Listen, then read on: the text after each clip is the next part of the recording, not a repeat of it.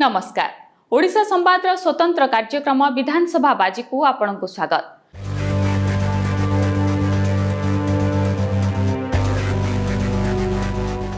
नवरंगपुर डाबुगां विधानसभा seat रे अभिज्ञ बनाम नवागत लड़ई बीजेडी विधायक मनोहर रंधारी को पुणी एठारु प्रार्थी करिछि।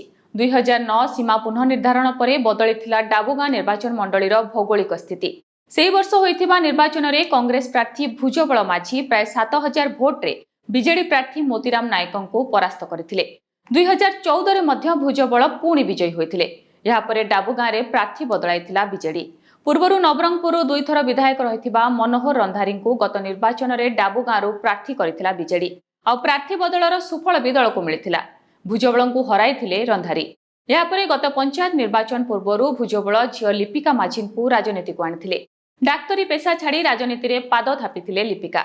एकमात्र कांग्रेस जिला परिषद प्रार्थी भाबे से जिल्ला रे निर्वाचित होइथिले। एथर लिपिका माझी को विधानसभा पई प्रार्थी करछि कांग्रेस। बापांक संगठन सांगकू परिवर्तन नारा देई मैदान रे रहिछंती लिपिका। सेपटे तांको सामना रे चैलेंज होई छेडा होइछंती राजनीतिर पोखोत खेलाड़ी मनोहर रंधारी। डाबुगां रे केबे विजयी होइनथिबा बीजेपी एथर प्रार्थी बदलाई आईनजीवी सोमनाथ पुजारी को टिकेट दैछि। 2014 रु सक्रिय कर्मकर्ता थिबा सोमनाथ गत पंचायत समिति सभ्य पदरे प्रतिद्वंदिता करी खूब कम भोट रे हारिथिले। तृणमूल रे से किछि दिन हैला संगठन सजाडिछंती। पुणी डाबुगां रे जितिबे कि मनोहर रंधारी? बापांको पराजयर प्रतिशोध नेबे कि लिपिका? ना सोमनाथ बीजेपी को देबे प्रथम विजय भेटी?